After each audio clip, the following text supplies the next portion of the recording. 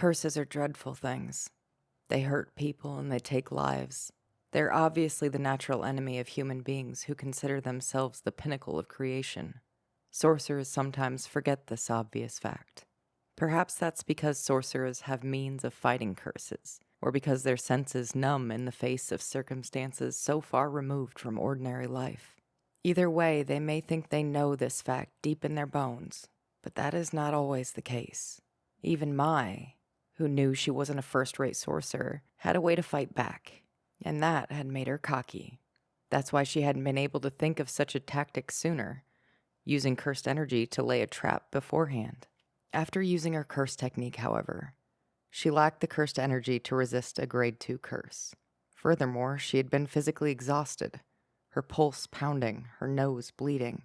Now she has wounds all over, like a rabbit that had been attacked. Even exercising a fly head would be a strain. In that state, Mai stumbled to the end of the hall on the 3rd floor. She recalled the cursed spirit she'd confronted, and with that memory came fear. Found you. Its appearance was abnormal. Horrible burns covered its body and its 6 sinewy arms. Its face, swollen like a volleyball, featured 4 vertical slit-like eyes. They peered this way and that, then all simultaneously turned on Mai. It didn't have lips, and its bare teeth gnashed as it laughed. Its expression was inhuman, yet contorted with negative human emotion. It was ugly, but long, wavy black hair gave it the faint appearance of a young woman. It wasn't human, but it had something reminiscent of human features, and that was precisely what made it so viscerally revolting. You could tell at a glance how essentially wrong it was. This was a curse. It was an enemy of humanity that gnawed at the known world. No, Mai thought. No, I'm scared. I'm scared and I'm sick of this struggle. Sorcerers had the worst job.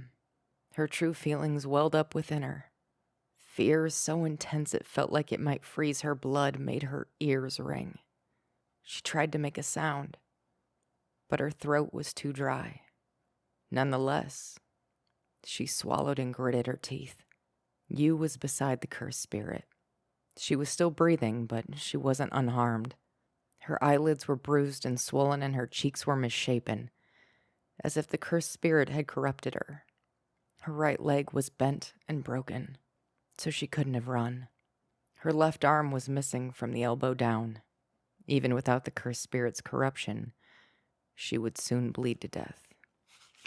It looked less like the cursed spirit had tried to harm her and more like it had simply played with her until she broke. That told Mai everything that she needed to know about how the cursed spirit viewed humans. To it, Yu was a replaceable toy, and now the replacement had just shown up. Mai, Yu said. She opened her swollen eyelids and her eyes fixed on Mai. Mai couldn't tell if the tears in the corners of Yu's eyes were from fear or relief. When she saw her face, however, Mai had to take bold action. Close your eyes. If you can't see it, it's like it's not there, Mai said. Mai chose the dumb option. She had come far enough that she could no longer flee. All she could do now was proceed as if she weren't worried at all. She raised the revolver she carried and cocked it with a firm gesture. Come here, ugly. The muzzle flash lit up in the darkness. The bullet was absorbed into the cursed spirit's head. It would have been one thing if Mai could have laughed about how the cursed spirit was more foolish than it looked, but that wasn't the case.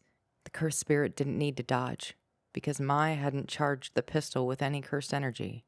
Looking. The cursed spirit swung its long, slender arms and began to walk with a sluggish gait. Its speed was like that of a snail. Then it slowly began to pick up the pace, cackling as it approached Mai. After confirming that the cursed spirit had pulled away from Yu, Mai was careful to hold her aim as she backed up. Just looking in its eyes was enough to make her break out in a sweat. With a trembling thumb, she cocked the revolver and fired again. These fruitless attacks were wearing away her spirit as well as her supply of bullets.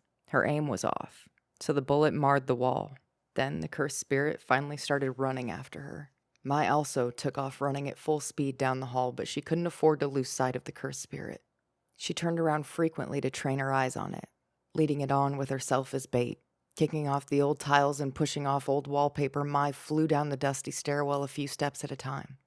She looked back as she navigated a landing to see the cursed spirit using its 6 arms to scurry behind her like a spider. Those arms sure can stretch, huh? The arms provided mobility and had a longer reach than she had first assumed, so Mai had to be careful. She couldn't let it catch her, but she couldn't afford to lose it either. She was risking her life in a game of tag in which she could neither escape nor get caught. Looking? It asked. Ugh, Mai groaned. The arms extended suddenly, grabbing the hem of Mai's coat. Her skin crawled, and panic drove away all rational thought. She bit her lips and tried to stop her arms from shaking and shot at her coat with the gun to blow it off. Despite fear, panic, and exhaustion striking her over and over like a whip, she continued running at full speed. Her lungs hurt. Her legs felt as though they were in shackles. All of her body's physical signals were reprimanding her for such reckless effort. Nonetheless, she couldn't stop. She couldn't let you die. And she couldn't let herself die either. She wouldn't let herself be a sacrifice no matter what. That wasn't just because she wanted to save her own skin, and it wasn't just because she wanted to save you. If she didn't help the girl and get out of here alive, her own words would have been a lie. Mai was running because she couldn't let that happen. Looking, look, The curse said. You're noisy, Mai retorted. Mai felt like her legs might come off, but she sped up anyway. Soon, she reached the end of the second-floor hall, which dead-ended in a plain white wall. Mai might as well have dashed down a blind alley. Found you. Mai turned around, and there was the cursed spirit. Its 6 long arms spanned the hallway, blocking any escape. There was no way she could squeeze past. She had 3 shots left in her revolver, and she couldn't reload with construction. If she forced herself to pack it with cursed energy, the burden might immobilize her. And she doubted even that would deliver a fatal blow to the cursed spirit. All alone, one girl stood no chance of fleeing or fighting a grade 2 cursed spirit. She was like a rat in a bag. There was nowhere she could go. Looked, found, The cursed spirit said with a grin. It flashed a smile with a lot of gums. Mai had once heard that the act of smiling originated with predators baring their teeth at prey. That made a lot of sense to Mai in the moment. Even the cursed spirit could see that it had Mai in checkmate. It was inching toward her in a leisurely way, as if enjoying this time, backing her into a corner and scaring her to death. The cursed spirit's murky aura drew near. It would leap to kill her like a cat batting a mouse. That was clear from the way it had abducted you, but left the girl alive. It would play with her, mock her, and toy with her until she eventually broke by accident. Mai thought of Yu's pitiful state. That was what lay in her own future, and there was nothing she could do to change it. Not alone, anyway. At most, you're grade 2. Isn't that what we said? And here you are, licking your lips at prey right in front of you. You really aren't first-rate material. Huh? The cursed spirit blinked, then narrowed its eyes in confusion. Mai backed up and leaned against what appeared to be a featureless white wall. She snuck her hand into her pocket. You relied too much on sight. She used her thumb to place a call with her smartphone. That was all she had to do to signal, but she also screamed. Momo! Immediately, Mai ducked her head and adopted a low stance.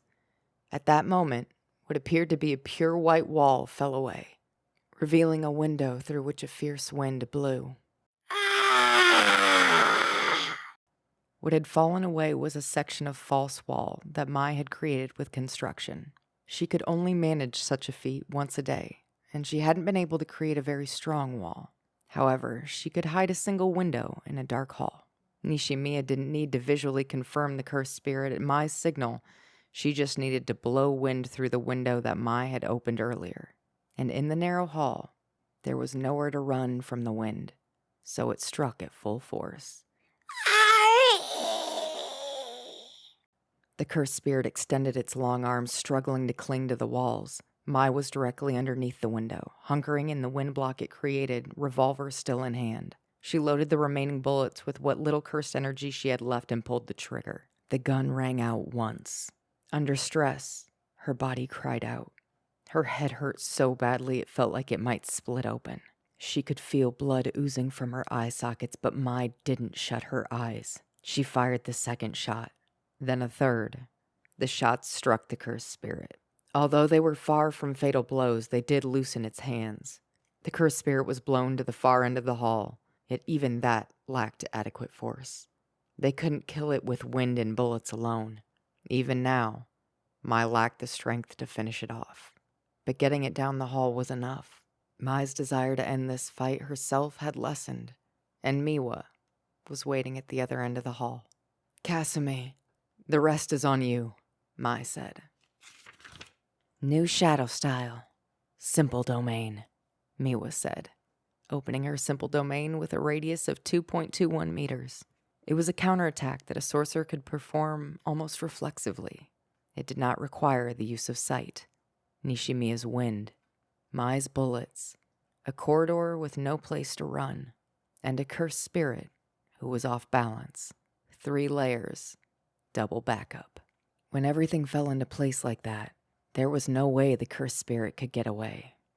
Especially not with a cursed technique developed just for intercepting head-on attacks, like new shadow style. Look! A single silver flash shot through the darkness, and the deformed spirit split in 2. All right, y'all. That was section 4. I'm sorry it took so long, and then again, I'm not. This one was one to avoid. I can't tell you how many times I cried my face off while recording this. Heavily regretting having makeup on while recording this. There are so many both heartwarming, intense, and what do I say? Reminiscent parallels. Speaking of parallels, 4 eye slits. Wild, right? Just reminds me of Tengen and Sukuna a little bit. Just like a little bit. And then also the fact that the little critter was covered in burn scars, chasing Mai down endless hallways. That idea is, especially considering what Mai is running from. Like, the text is very clear. She's not necessarily running to save Yu's life. She's not necessarily running to save her own life. What she is running from or for is to avoid being a liar. Like, I don't know if you guys know this, but the Mai and Maki soundtrack from season 1, it's called Liar. Mai's whole issue with Maki is that Maki is a liar because she left her behind. And the advice that Mai gives you, close your eyes, it's like they're not there. That's advice that Maki gave Mai. So it's like all of these things inside of Mai. And then the idea that it makes sense to her that a smile is the evolution of a predator baring their teeth at prey. You think about that cocky-ass smile on Naoya's face, and no wonder she feels like that. You know? Like, how many times has Mai seen a genuine smile that didn't have malice behind it? Oh, God, I want to give that girl a hug. Oh, my God. Also, shout out to the girls. We got real squad action going on here. Like, there is so much trust between these 3. Like, okay, you go on in there to die or whatever you're gonna do. You're gonna waste your construction 1-op on a fake wall. Okay, I guess I'll post up outside of it and see if you end up calling me. And then, you know, Miwa pulls up at the right time too. Like, that's just good for them. Maybe we shouldn't just send one sorcerer to deal with curses. Maybe we should send a group of compatible sorcerers where, oh, this is crazy. I'm currently explaining what is going on in the manga. I'm going to stop asking for this now. Never mind. We are currently getting it. I need to not ask for it if we're getting it. And that's okay. So those are generally my favorite parts of this section. Next section is a little short, so we'll have some nice cleanup moments with the girls. And then the very last chapter of this second light novel is Megami, Yuji, and Nobara. So look forward to that. Lord knows I am. Lord knows I am. I'll see y'all in the next one.